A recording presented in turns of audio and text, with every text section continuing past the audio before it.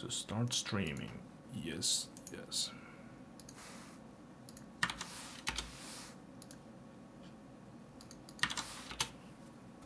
And here we go again. This is actually the second time we tried this.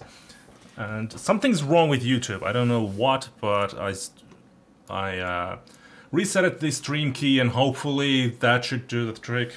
Maybe not, but if not, then I'm really out of tricks.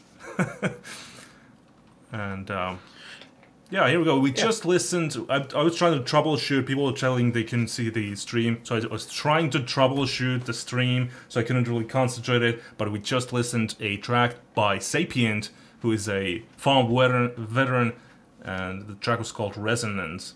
And this was suggested by TC, and you told me that you like that song very much. Yes. So I like Sapient's music quite a bit. And he does different styles. He's not just a heavy artist, but that black metal is really in his wheelhouse. I think that's what he really is drawn to, what he likes, and definitely focuses on throughout the FAWM and 5090s that I've been around.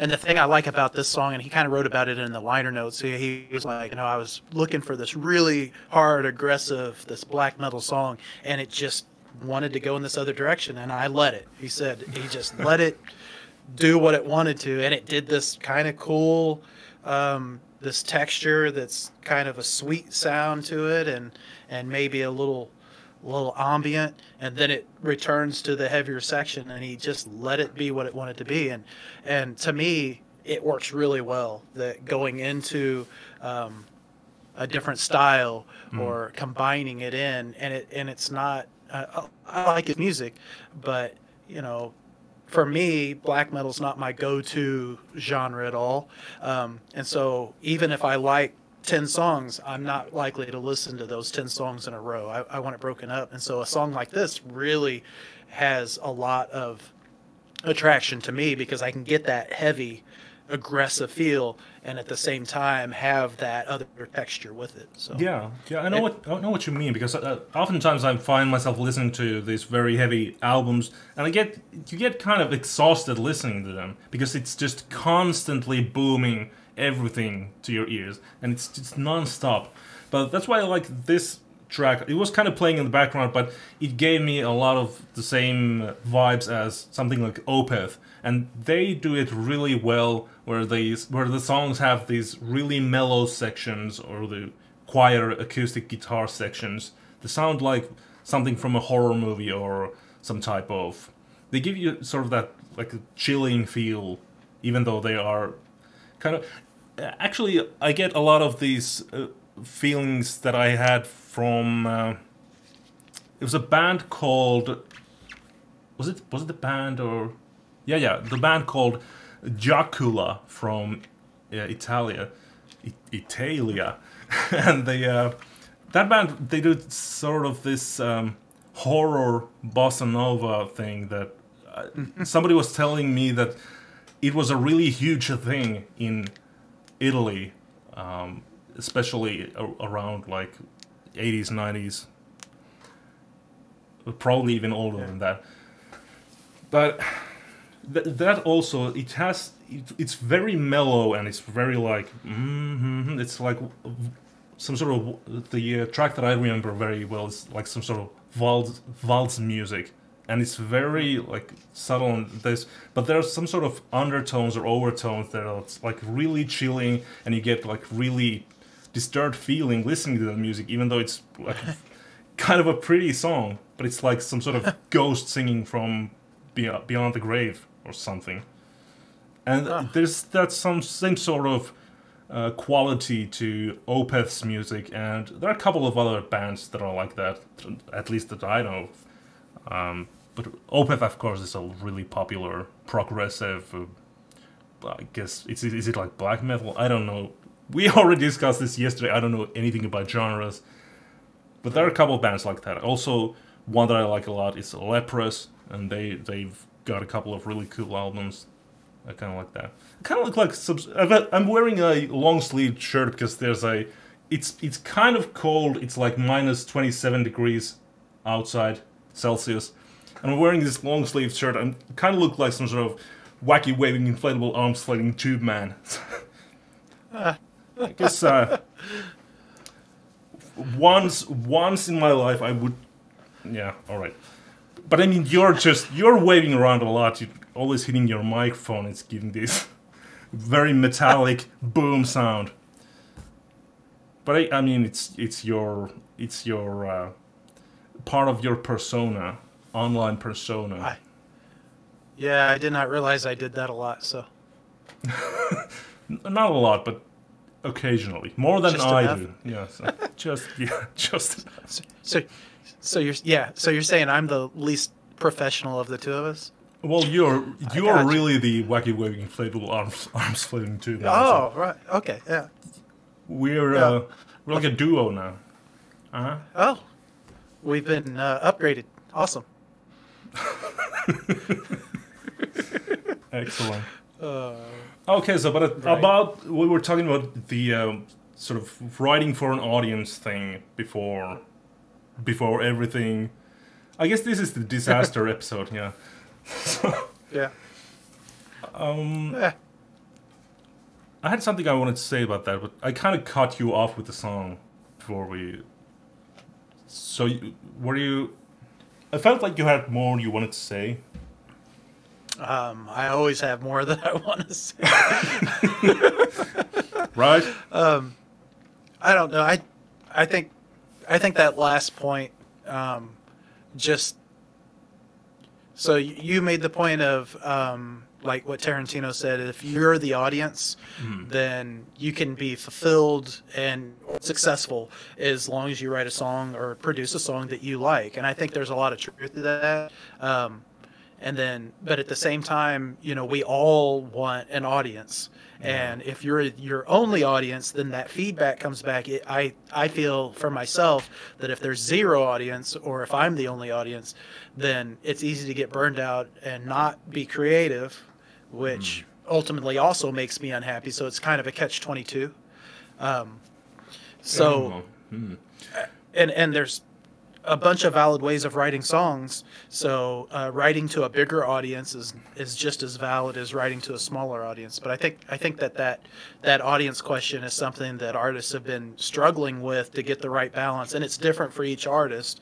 For as long as there's been art outside of the family, once it goes beyond your door, then that's a question that has to be answered, whether it's on purpose, whether you are conscious of it or not. It still has to be answered one or the other.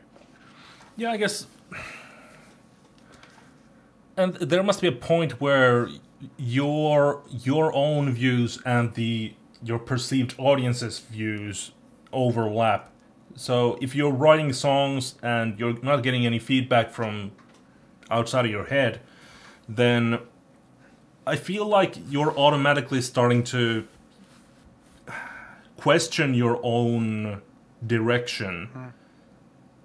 And when that happens, you're starting to think questions like, well, is this song really the best song that it can be? I mean, I have songs that I like, but then could they be songs that I love? Could anything be made better? Or are there like some songs that you just, even if nobody else likes them, you feel so strongly about them that you wouldn't change a thing? I mean, have you written songs that you really love? Songs that you wouldn't change at any cost? Yeah, yes. Probably not a great many songs. I actually have a song called Fade Away that I wrote over 10 years ago.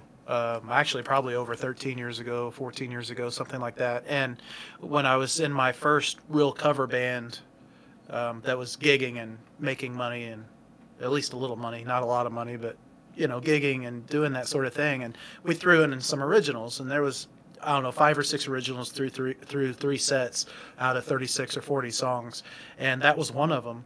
And I brought it into the band. I was like, hey, I wrote this song. I really like it. Here's what I've got. and the singer is a good friend of mine. He was singing it, and he really liked it. We arranged it, we nailed it in in an hour. We had it fully fleshed out. It was great. And then the next week to practice, I'm like, hey, I rewrote the lyric. It's much better now, and I brought it in. And he goes, no, I don't even want to see him. I'm like, what are you talking about? He goes, no, it's perfect the way it is. It's it's perfect. Just leave it alone. I'm not even going to read that lyric, and it's like now going back, I threw away the lyric. I didn't want to know that if it was better, and I think it was better technically, but the way the lyric is originally, it said what it needed to say, and if it's not exactly polished, that's what it needed to be, and that's what made the song better. So if I would have made it better, it wouldn't have had the impact that it would have now, with a little, it's not really rough edges, but just having a little bit of a of a real feel to it. Yeah. And I think I wrote a love song for my wife, and it's really we had a fight song. It's not really a love song, and it's I really like that song. It's a good song. My wife loves that song. It's her favorite song that I've ever written. And I shared it in Song Circle one time, and I was telling him, I was like, I meant to write a love song. I didn't really write a love song. I wrote this song, which is kind of an apology song. And the response I got, I'll always remember that. Dana told me, one of the members there told me, he said, no, that's what makes it real. That, anybody can write, oh, I love you, but that's real. Like, there is something to it that if you tried to make it more popular or more universal, would take away what makes it real. And that, it may not be as popular as a result, but it means more to me, and it means more to my wife, who I wrote it for, and other people like that song as a result. So sometimes that balance, or that, trying to make it perfect, can take away what made it good or unique originally. Yeah, but in that sense, I guess what I meant by making it perfect is exactly what you're describing, like having the song reach its logical conclusion in a way. So like making the song everything it needs to be. And I don't think I have many songs like that either. Probably none. Because I'm very haphazard when it comes to writing lyrics. So I don't...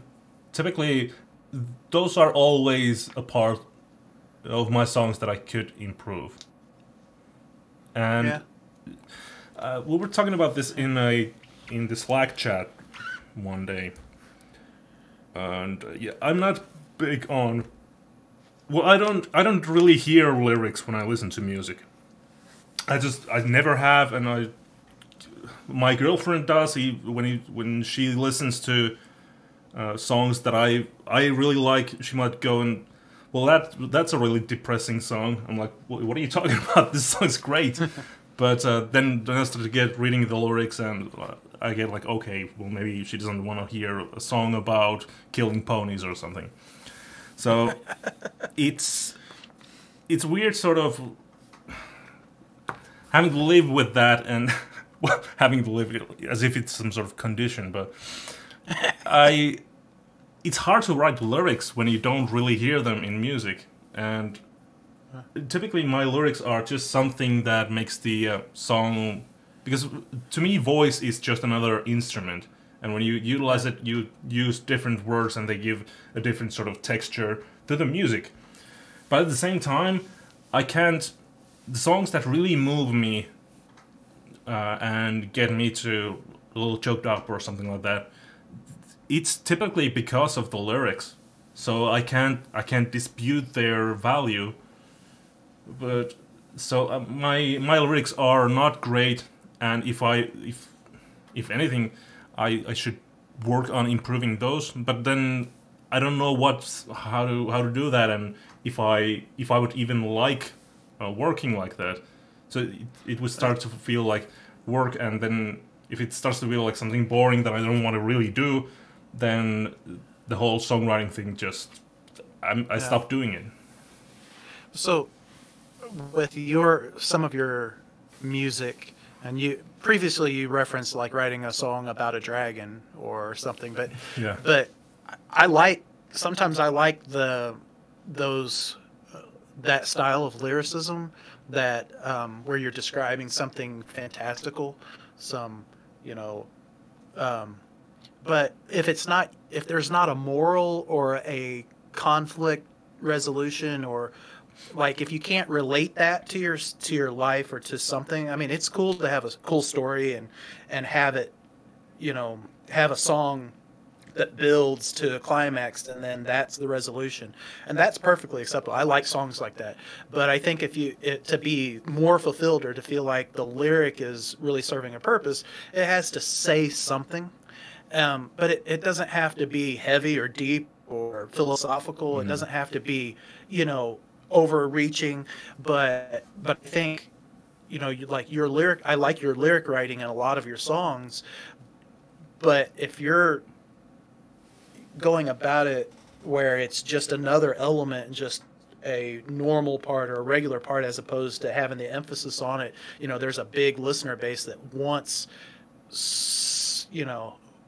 they connect with the lyrics so much that it has to say something for them, and it could be just something as simple as having the same lyric but having some sort of like that conflict resolution meaning something. Like, is it like overcoming the odds, and you don't want to be too cliche. I mean, that's the hard part about writing songs, is having the same thing that we've heard a million times, but having something with it. And I think with me, like I definitely think for myself that lyric writing is the part that I've had to work on the most to be happy with it. And I always consider myself a blue collar lyricist, where they get the job done, right? Like they may not be extra poetic or have a great turn of phrase, but they relate something and they're able to get it across. And as long as it's not a negative, a distraction, that's fine. I think that's perfectly acceptable. I think that's great, as long as you can find something to write a song about that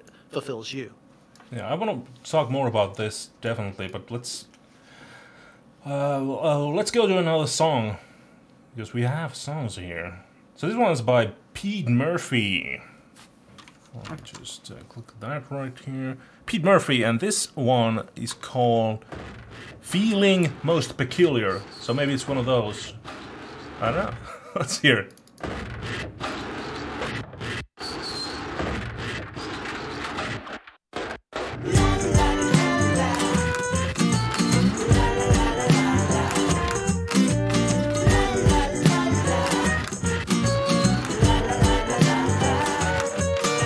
The dogs are tweeting in the garden, and the birds are barking at the doorbell inside. Postman dropping crystal dark through the letterbox, and the prismatic memories make me want to run and hide. I am feeling most peculiar. This busy spell is spectacular.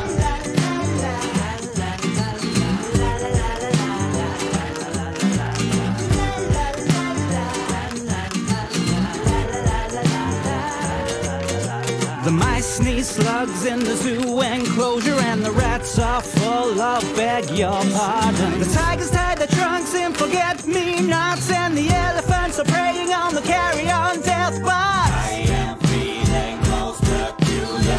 Fever slowly pulls me under.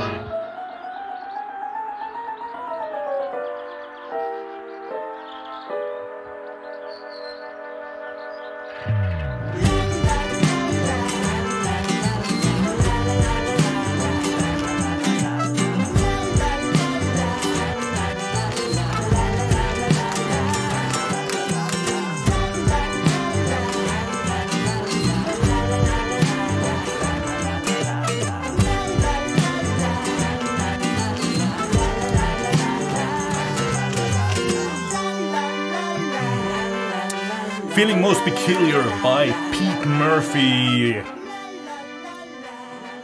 So I mean, there I feel kind of like I'm cheating the artist, but I really have to focus on the lyrics. I was wondering, like, is this Feeling Most Peculiar? This must be a love song, but I have no idea. I caught myself at the second chorus that I don't know what happened in the verse. I have no recollection of that because I just don't catch the lyrics. They sound like a voice to me. They just don't. I don't get the words. Yeah. A song like that, I think, kind of reinforces your point a little bit, where it's the feeling that it relates, the emotion, that happy, peculiar, almost to an extreme feel, I think is, that's the point of this song. And so it doesn't really matter what the lyric is, as long as you get that. Like I couldn't stop smiling listening to that song. I love that song. Awesome, yeah. Yeah, it's awesome. And does it matter what the lyric said in this song? No, it doesn't. It doesn't to me at all. I value it just as much. Not, I mean, it has la la la la in it how many times, and it's perfect. It's perfect. Like don't change a thing, dude. It is like it's. I get what you're saying. Like the song title and then the feeling that you yourself get. Like that's clever. Yeah, It's enjoyable. Clever in an enjoyable way. Yeah, I loved it. I think. Go ahead. Yeah, the thing I think I've had trouble understanding. Like I've been a member of FAWM since 2011, and there have always been a lot of talk about songwriting classes, songwriting tutorials, and articles, and all that sort of stuff. And for the longest time, I had like real trouble understanding like why do people need these? Because you just sit down and you start writing a song.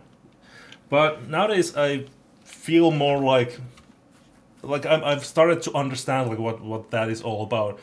But the problem I think was that I didn't understand the importance of lyrics. And like you just explained it, there are people who mainly listen to music for the lyrical content.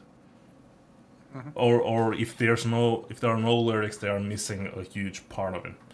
So I never thought about it that way. Funny enough, like that to me never was a big part of songwriting. But that's if I wanted to improve that part, there's definitely a lot of work to do. Yeah, I mean, the hard part about it is there's no one right way of doing it. Like there isn't. There's a lot of good ways, and what works best for you may not be what works best for me. And that's lyric writing, music composition, whatever it may be. But my wife is somebody who listens to the lyric, and if the lyric is off even just a little bit, it takes her out of the song.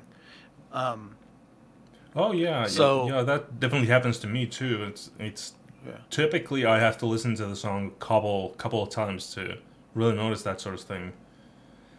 But if I really like some song, that the beat is great, there's a great melody. I'm very big on melodies, and if nothing else, a song should have a great melody, in my opinion. But if the melody is off, I stop listening immediately. If the melody is great, if everything else is great, I might save the song, listen to it a couple, 50 times. But then if I notice, like, after those 50 times, if I notice that there's, like, some line of lyrics that just sounds nasty, or just off some way, like you said, that it takes me out of the song, then I'm deleting that song, like, goodbye. And there's always more music to listen to. It's sad truth. Yeah. I guess. I don't know. It's just whatever the song calls for is what it needs to do. And so if you're writing a heavier song, if it's a hard rock song or a metal song, they're not. Most people aren't listening to that for some subtle, nuanced, poetic turn of phrase, right? Yeah. And they're not necessarily looking for, to be fulfilled by the song. There's an energy that you have to you know, I guess one way to say it is, like, I read somewhere where the whole point of music is making an emotional connection with the listener, and that emotion can be any emotion. Um, it can be creepy. It can be, a breakup song, commiserating with somebody. And the blues is all about feeling sad to make yourself feel better. It's almost an oxymoron. It's almost backwards thinking about it, but it works if you like blues music. And I used to listen to almost nothing but blues for years and love the genre. And when I'm sad, that works. And so as long as that connection works, then it's successful, and it doesn't have to be anything else. But the problem with that, or what a lot of genres are, they are lyric and vocal heavy. That's the part that the listeners that tend to like that. If you look at top 40 country, you better have a good lyric, or at least something to catch it. Pop music, the lyric oftentimes is not very deep. It's not. They'll repeat a word a million times, but it's catchy. It's catchy, and it serves the purpose. And so it's not just as easy to say, okay, I'm going to be a good lyricist. Well, what are you writing, and how are you going to go about connecting with the listener? And that's all that matters, is however you do that. There's no right way, there's no wrong way. If you can make a connection with the listener, then you've succeeded. Yeah. Amanda Williams, again in the chat room, was saying people like repetition and cliches. I like those things. I like them in the music. When I listen to music, so it's I tend to remember songs better if there's repetition. Yeah.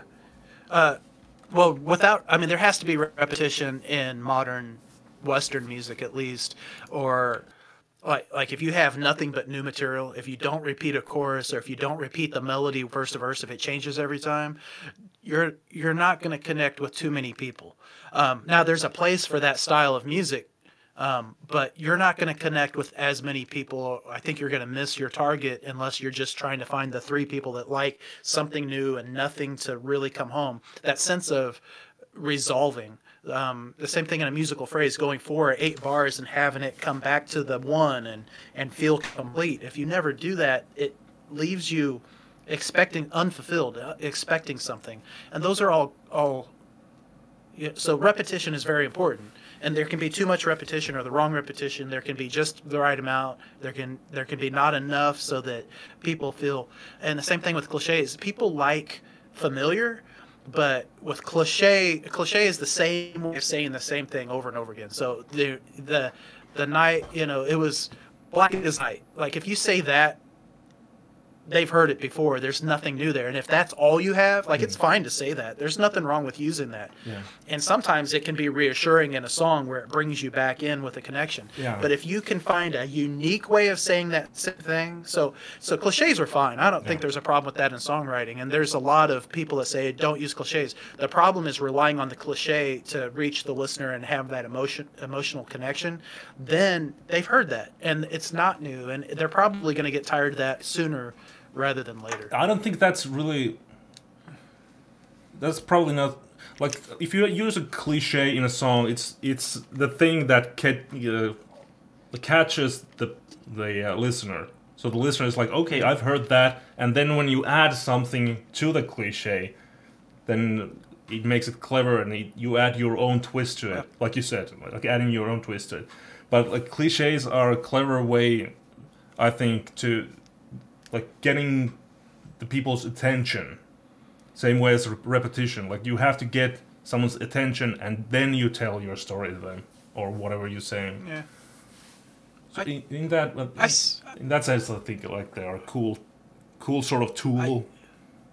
I think there's a place for it. I just know that if I have a song and it's going along and it's telling me, that it's dark out, and they use the same way that I used in junior high, then that's probably going to take me out instead of do it. But like you're saying, if you have a cliche and then it builds or it adds, or if that's not the focal point, if it's something that develops, that's perfectly acceptable. And I use cliches, but I think that's really a sign of, like, find for me, I try to find a better way of saying it, or a phrase that will give you the same emotion without just resting on something I've heard before. And that's part of the challenge of writing songs. And I fail at it just about every song. But that's okay, because there has to be a certain amount of familiarity in order to be able to say what you want to say. And that there's no wrong or right way of doing it. But I know in the past that I've relied on cliches so much that it just, if you're listening along and then you go, oh, yeah, they've used a cliche, then that you probably shouldn't have used that cliche. If it's going through it and it develops into something, then obviously that works fine. And that moment, how much you use it or if you can use it is different for each listener. So that's what makes it hard. Yeah. I don't know. I was trying to find this. A while back, I was listening to this guy who was writing and giving lectures about this very same topic. Like, he was mostly telling about.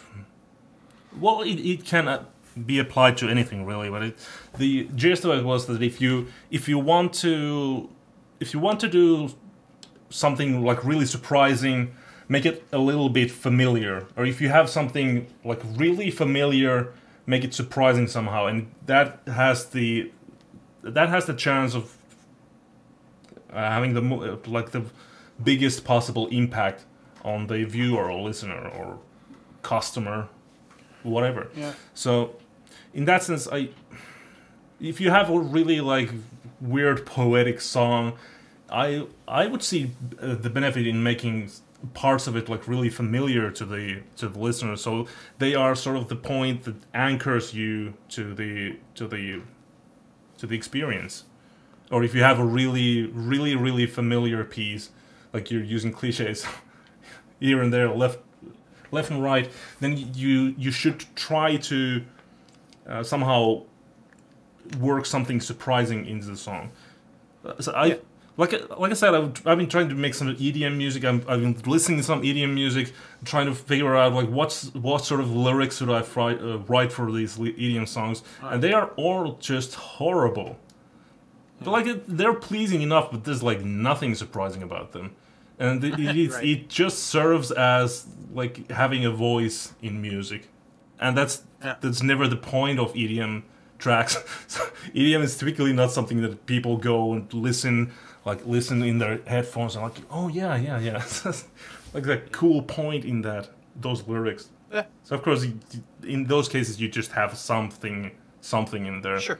I don't know about metal music or rock music, but I think the lines blur there a little bit. Like rock music, you can definitely have an impact with cool lyrics. In metal music, oftentimes they have cool lyrics, but how many people listen to them, I don't. Typically, it's more about the beat. It's more about the guitars, bass, and cool solos and melodies. Yeah. It's. Yeah. I agree. I think something you were talking about when you were talking about if you want something surprising, you have to have something familiar to make it surprising, and what that is contrast. And so, like even, so like if you have. If your point is to get shock or to have it, have music that is calm, or at least not very aggressive, and then you hit something aggressive. That change, that dynamic, makes the aggressive part more aggressive. If you have something that is rocking and then you go to aggressive, it'll still be more aggressive, but the change is less, so the perception is not as much. So that contrast is important. And like in some of the videos I've been watching on pop music and how they do that, or even just in mixing tutorials or videos on YouTube, one of the things that I watched earlier, not that long ago, they were like, if you want your chorus to be big, the best thing you can do is make what comes before it small. Yeah. And the reason is for the contrast. And so you can have the same chorus, the same size, the same everything, and if it goes verse chorus and your verse is pretty rocking, your course isn't going to be that much bigger. If you have a pre-course that comes in and slows down and is halftime or whatever, and then you hit it, it's going to have a bigger contrast. Now that might not be the right choice, but those are tools. Those are tools to look at. And how do you do that? Is it just more instruments? Sometimes more instruments muddies it up, especially if you're talking hard rock. You know, you can't just add another guitar and say, oh, it's going to be bigger guitar, because after 2 or 3 tracks of guitars, the more you add, the more mush it is, the less distinct it is, and you actually lose energy as opposed to gaining energy, unless you're much better at it than I am. And so knowing how to get that emotional response or have that, and it's usually subtle, something that an average listener won't hear, that really makes the biggest difference in being able to do that. It's really great that I have you here explaining what I want to say, because I have so much trouble expressing my ideas. Well, I found the guy so let's recite our quotes on. It's Derek Thompson was the guy I was talking about, and he's got this book called Hitmakers: The Science of Popularity in an Age of Distraction. It was really interesting, and I find the guy really entertaining as well, so that helps. But he was driving in the point of having contrast, like you said. And I mean, I've taught game development, game art, and those things. And in game art, contrast is exactly what you need. You have to, and in that medium, I think it's even more important, because you have to. It's not just that contrast looks cool, but in games, it serves a function, because you actually have to be able to see what you can touch, what you can't touch, and those sort of things. So I don't know. In music, we already talked about like metal music and like really that heavy black metal brooding stuff, where the whole album is like full volume at all times. So in those instances, I really think the contrast would do some good. Like in the Sapient track, so those more mellow parts, they really made the song live, in my opinion. Yeah, definitely. I mean, even you actually turned me on to a band this summer called Hailstorm, and I've bought 3 or 4 of their albums, and I listen to them, and I like them. And even in the albums, it's like it's hard rock. It's not super hard music, but it's good guitars, driving drums. It's good music. I really like it. A little harder than what you typically hear on radio these days, or at least what I hear in my area. So I really like it. But then I listen to the album, and it goes in, and there's like 3 or 4 songs in a row that are way laid back on this album. Like, what is this? But then it really, like, in the whole album, it has an arc where it goes heavier to lighter and then back to a heavier song, and it's like that was actually pretty cool. And without that, if it was all the same thing start to finish, I'm not sure that I would enjoy the album as much, even though I think the harder songs are my favorite songs that I appreciate more. Yeah. So absolutely. In an album, if you want to have that sort of, wow, you kind of misty there. If you want to have this sort of arc to your album, it's great idea to look into some sort of pacing. Well, it's just not getting any better. Maybe it's just really like sweaty there. I don't know. Oh, there we go. If you hit it hard enough, it fixes itself. Yeah, that's the tried and true, age-old method of anything mechanical. Yeah. Definitely. Okay. Well, we're not gonna have a show tomorrow. I think we're talking about having one on Thursday. I think that was on the schedule. Yeah, all right. So Thursday, and hopefully we can avoid all the technical difficulties. I don't know what was going on. If that happens again, the problem is YouTube doesn't answer any like. If you send them some sort of feedback, if you send them like, what am I going to do in this situation, then it's not going to even reply. YouTube it's kind of bad, but it's the people like it for some reason, so we're using YouTube. Yeah. Anyway, I want to Awesome. I want to thank everyone for just hanging on and just even though we have difficulties, there are a lot of people in the chat room and we're having a great time, and it's always fun to have people around watching the live show. Yeah, it was nice having them being supportive in our times of need. Absolutely, and that I think perfectly describes FAWM. Exactly. Yeah. So we have one more song left, as per usual, and this one is by Rasmus Overgaard. Yeah. This is probably my favorite song of FAWM so far. All right, this one's called "You Belong in Food." So goodbye, everybody. Bye.